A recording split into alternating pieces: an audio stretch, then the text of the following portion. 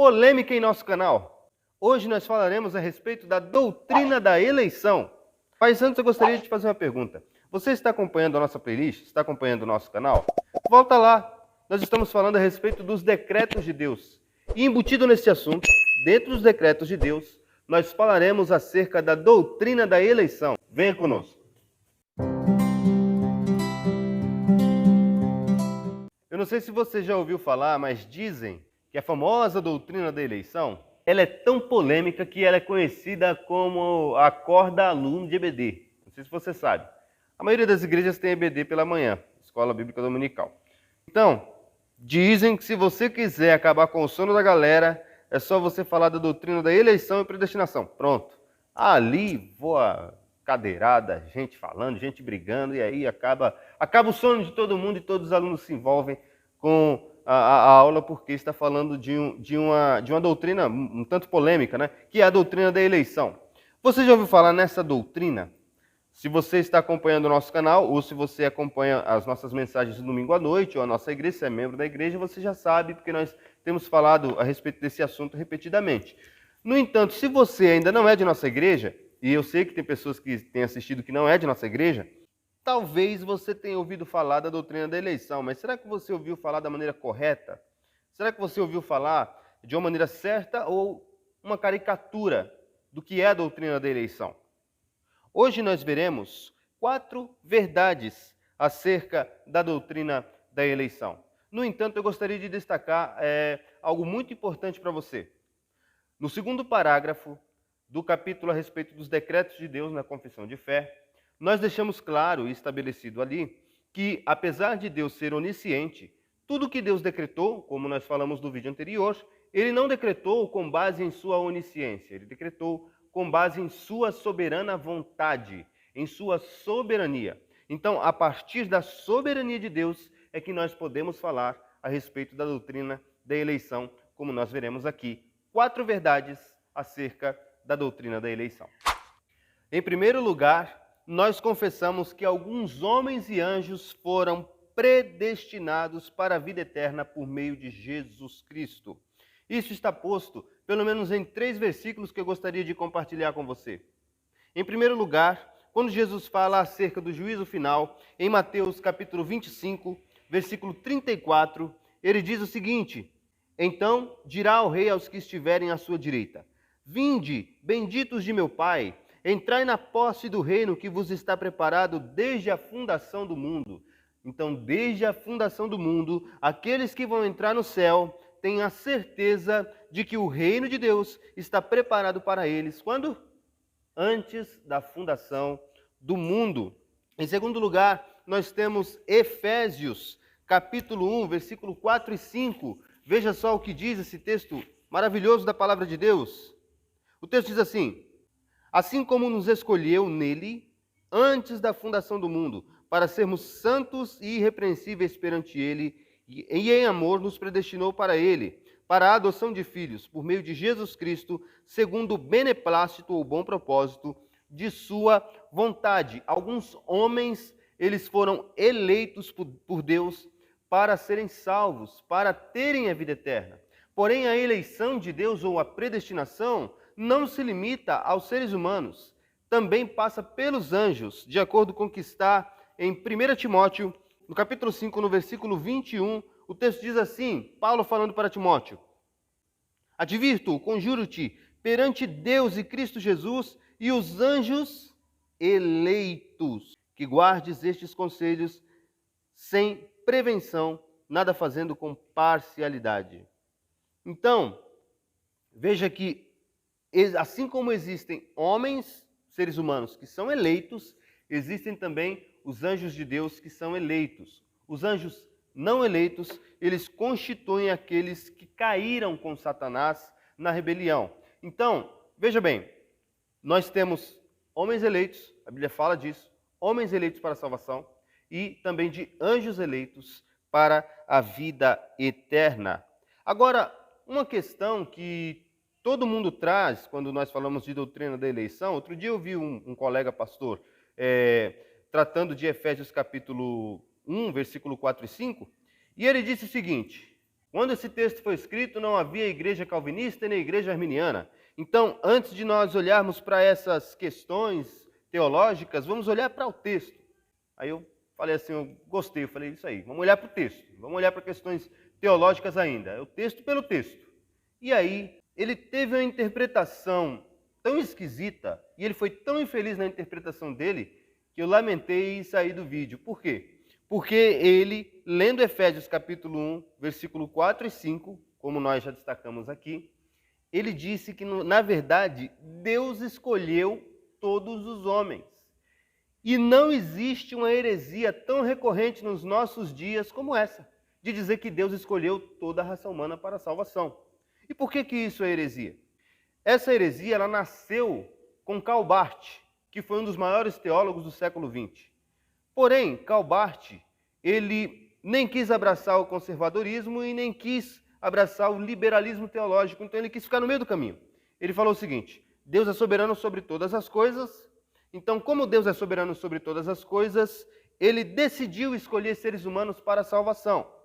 Só que ele se incomodava com a ideia da condenação eterna, algo que é uma doutrina ortodoxa, conservadora da fé cristã.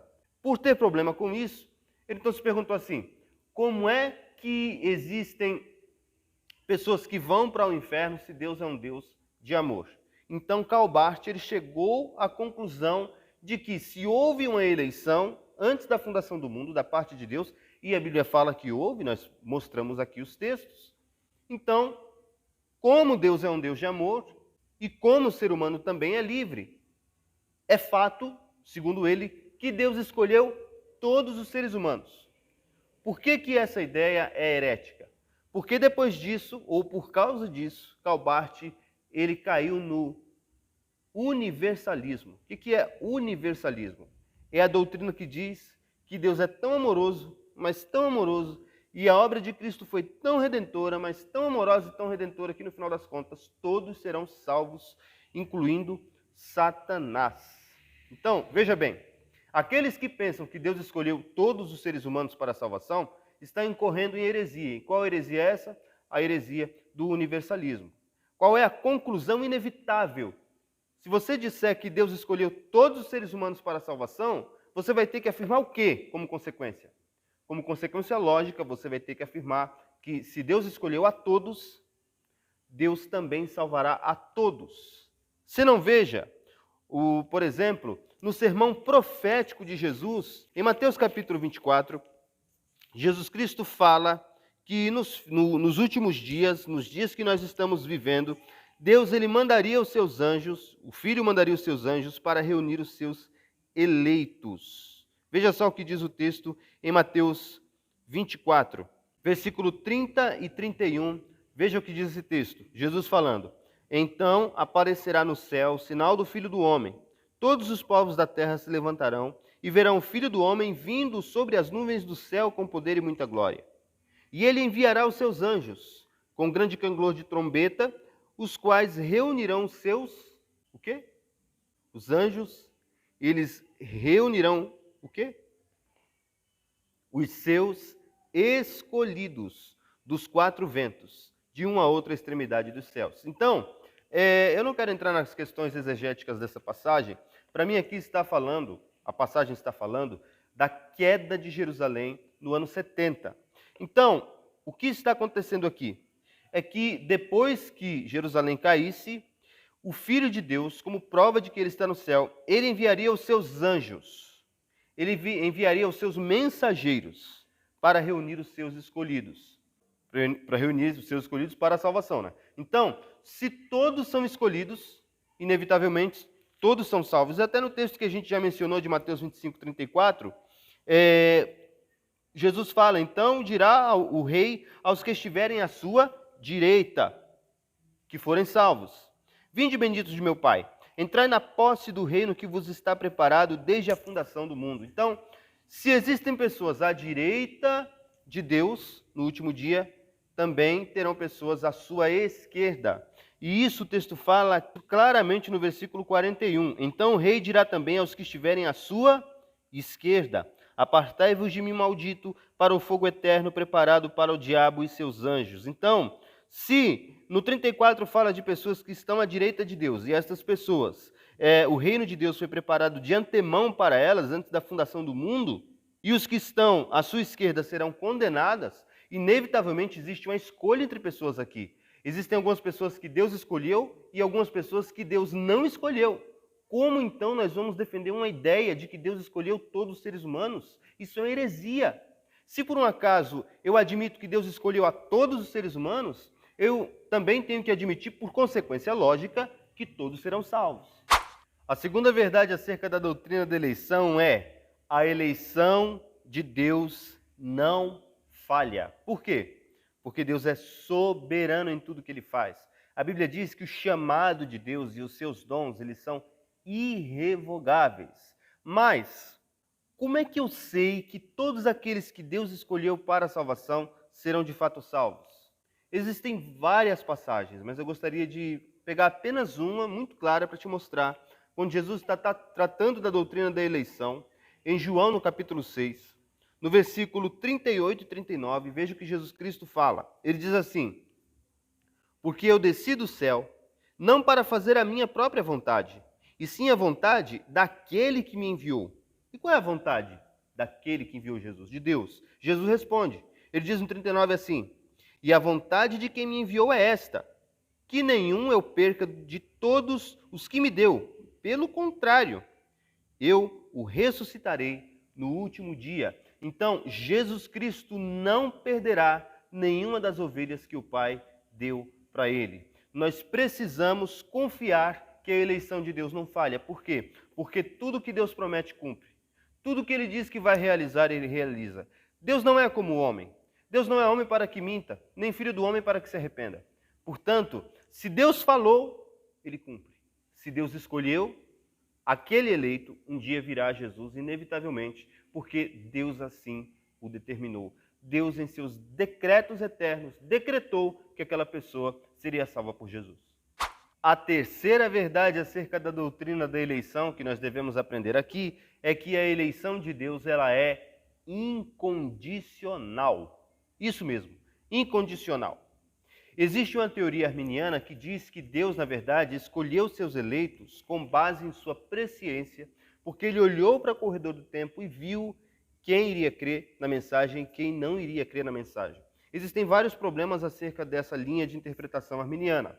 Nós não vamos falar nisso agora, é nossa intenção fazer um vídeo só sobre os 5 pontos do calvinismo, para que você entenda melhor o que é o calvinismo. No entanto, o que nós gostaríamos de trabalhar com você é o texto. Como o meu colega falou, né, aquele colega que eu disse anteriormente, vamos trabalhar o texto. Inclusive, vamos trabalhar o texto que esse mesmo colega trabalhou, que foi de Efésios capítulo 1, versículo 4. Veja de novo, mesmo versículo. O texto diz assim: assim como nos escolheu nele, antes da fundação do mundo, para sermos santos e irrepreensíveis perante ele. Note bem uma coisa. Em primeiro lugar, vamos fazer perguntas para o texto. O que Deus fez? Nos escolheu. Isso necessariamente, quando fala escolha, é escolha entre uns em detrimento de outros. Então, não existe essa questão de que Deus escolheu a todos. Senão, se Deus escolheu todo mundo, Ele não escolheu ninguém. Se Ele escolheu todo mundo, não haveria necessidade de ter uma escolha antes da fundação do mundo. Então, em primeiro lugar, o que Deus fez? Nos escolheu. Nós, que somos povo dele, que nos entregamos a Cristo. Por que nos entregamos a Cristo? Porque Ele nos escolheu. O que Ele fez? Nos escolheu. Segundo lugar, quando Ele fez? Antes da fundação do mundo. Em quem Ele fez? Em Jesus. Ele nos escolheu para sermos de Cristo. Agora, com qual propósito Ele fez? Com qual propósito Ele nos escolheu? O propósito foi para sermos santos e irrepreensíveis perante Ele. Então, vamos parar um pouquinho aqui. John Stott, ele diz, ele faz a seguinte interpretação a respeito desta fala de Paulo. Ele diz o seguinte: se Deus nos escolheu para sermos santos antes da fundação do mundo, é porque quando Ele nos escolheu, nós não éramos. Se Ele nos escolheu para sermos irrepreensíveis, é porque antes da fundação do mundo, quando Ele nos escolheu, Ele levou em consideração o nosso pecado, portanto nós não éramos irrepreensíveis. Como é que Deus me escolheu antes da fundação do mundo? Porque Ele sabia que eu ia crer em Cristo, se Ele me escolheu para ser santo, e não porque eu sou santo, ou porque Ele viu que eu seria santo. Deus me escolheu. A palavra santo significa separado para. Deus me escolheu para que eu fosse separado para Ele, ou Ele me escolheu porque Ele viu que eu me separaria para Ele? Ele me escolheu, como diz o texto, volte seus olhos novamente para Efésios 1:4, Ele me escolheu para ser santo. Ele nos escolheu para sermos santos e irrepreensíveis. Isso inevitavelmente mostra que Deus nos escolheu com base em nada além de sua soberania. Ele nos escolheu de maneira incondicional, isto é, Ele não colocou nenhuma condição para que os seus eleitos fossem colocados ou se colocassem na posição de escolhidos. Não, Deus nos escolheu incondicionalmente e, como diz o texto da Confissão de Fé, por sua livre graça. A palavra graça significa favor não merecido.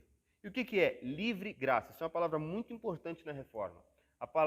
O termo livre graça, ele significa que Deus foi livre para dar sua graça a quem Ele assim quisesse. Então, Deus nos escolheu incondicionalmente, levando em conta a não ser sua soberania e por conta de sua livre graça. Deus foi livre para escolher quem Ele quis para dar vida eterna. Em quarto lugar, a quarta verdade a respeito da doutrina da eleição é: a eleição leva em consideração os meios. A doutrina da eleição ela não é uma desculpa para pecar. A doutrina da eleição não é uma desculpa para não evangelizar. A doutrina da eleição não é um fatalismo cego, muito pelo contrário. Ela leva em consideração os meios que Deus usa para chamar seus eleitos à salvação. Nós não vamos falar disso agora, porque nós vamos falar disso detalhadamente no futuro. A confissão de fé, ela trata detalhadamente de cada um dos meios que Deus usa para chamar seus eleitos e tudo que Deus concede para eles. Então nós não vamos falar nisso agora. No entanto, a doutrina da eleição ela tem que ser tratada com santo temor. Em primeiro lugar, por quê? Porque a doutrina da eleição ela não foi inventada por Calvino, ela não foi inventada por teólogo nenhum, por Agostinho, ela foi revelada por Deus. A doutrina da eleição e da predestinação é uma santa doutrina revelada por Deus nas Sagradas Escrituras. Então, se Deus falou, nós devemos levar na mais alta estima. Mas eu gostaria de deixar uma palavra de encorajamento para você, que está em 2 Tessalonicenses 2:13. Diz assim: entretanto, devemos sempre dar graças a Deus por vós, irmãos amados pelo Senhor, porque vos escolheu desde o princípio para a salvação, pela santificação do Espírito e fé na verdade. Eu gostaria de deixar uma palavra de encorajamento com você. Paulo, quando ele pensou na doutrina da eleição, ele deu graças a Deus. Dê graças a Deus, meu amigo, se você é salvo por Jesus. Porque você só é salvo porque Deus assim te escolheu antes da fundação do mundo. Então, dê graças. Tem uma antiga música do Luiz de Carvalho que fala assim: dê graças com seu coração. Dê graças ao Eterno Pai. Dê graças. Ao invés de ficar questionando Deus, tentando julgar as ações dele, se é certo, é errado, se é isso, é aquilo, faça como Paulo. Dê graças a Deus pela sua eleição e pela eleição dos irmãos de sua igreja onde você congrega. Mais uma vez eu te peço, compartilhe o nosso conteúdo, compartilhe os vídeos desse canal. Muitas pessoas que precisam ouvir a respeito da doutrina da eleição. Sabe de uma coisa? A doutrina da eleição ela não serve para a gente evangelizar. A doutrina da eleição é uma doutrina para a igreja de Deus. Em quase toda a Bíblia, em todo o Novo Testamento, nós vemos verdades relacionadas à doutrina da eleição. Algumas delas falam claramente da doutrina da eleição. O que eu estou falando para você é o seguinte: quando o Novo Testamento não fala diretamente desse assunto, muitas vezes ele fala indiretamente em todos os livros do Novo Testamento.